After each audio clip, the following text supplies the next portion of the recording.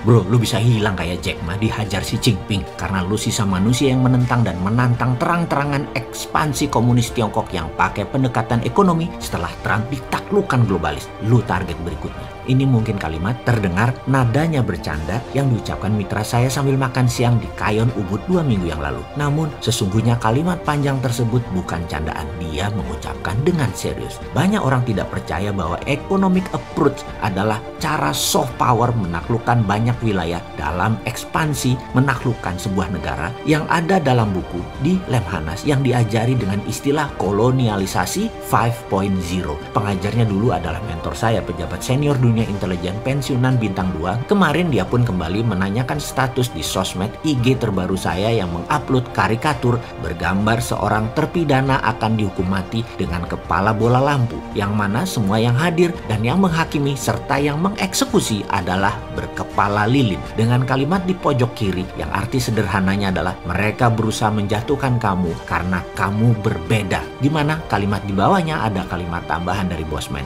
New Mind berjuang berat di awalnya melawan penguasa kebenaran sementara para Old Mind. Semangat!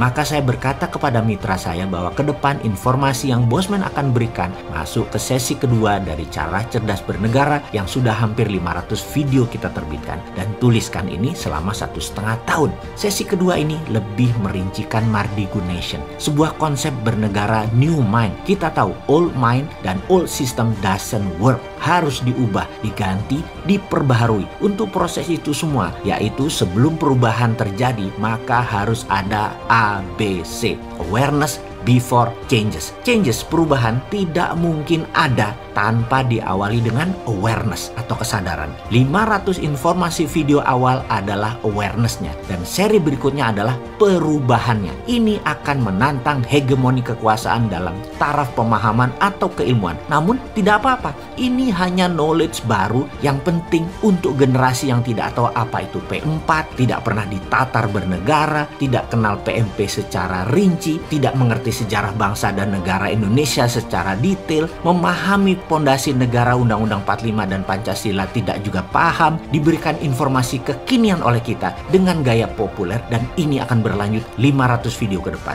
Kita mulai dengan kemungkinan video ini di take down atau serial-serial berikutnya di take down. Maka hal itu bisa terjadi bahkan oleh pusatnya IG, FB, YouTube yang melakukannya atas perintah globalis. Mungkin saja globalis sangat anti gerakan patriotik nasionalis. Rencana mereka mau buat negara less important, negara menjadi kurang terlalu penting. Sementara kaum patriotik nasionalis menguatkan kekuatan dalam negeri, kekuatan anak bangsa terlebih dahulu, baru berurusan dengan luar negeri, perusahaan multinasional, dan jaringan globalis. Nasionalis bisa melakukan apapun untuk proteksi bangsa dan negaranya. Misalnya menaikkan tarif masuk, membantu habis-habisan perusahaan Indonesia di luar negeri. Sementara globalis dan negara besar berusaha keras agar proteksi barang masuk ke negara nasionalis tidak terjadi. Mereka akan cari cara untuk proteksi tersebut tidak diterapkan oleh Mardigu Nation misalnya. Mereka akan cari akses supaya Bosman tidak terapkan masuk barang dimahalin dengan pajak atau barangnya tidak bisa masuk karena 100% diblok.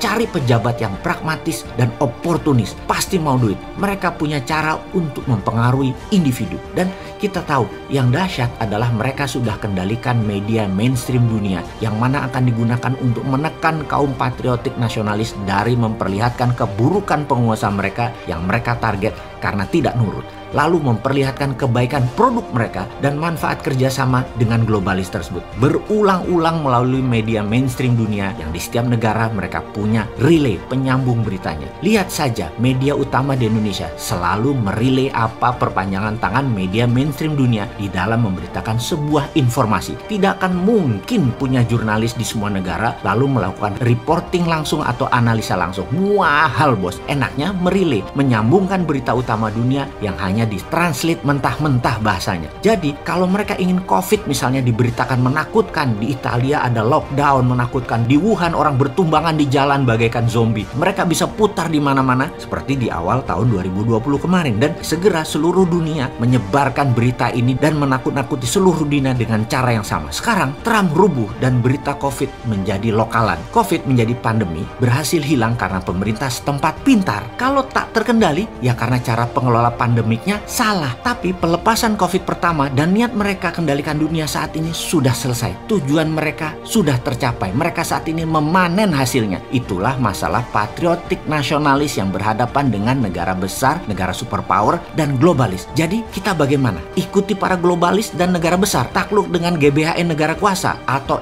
ikut rencana kerja perusahaan global nasionalis? Kita, kaum patriotis nasionalis Sontoloyo, tidak akan kita lawan mereka semua.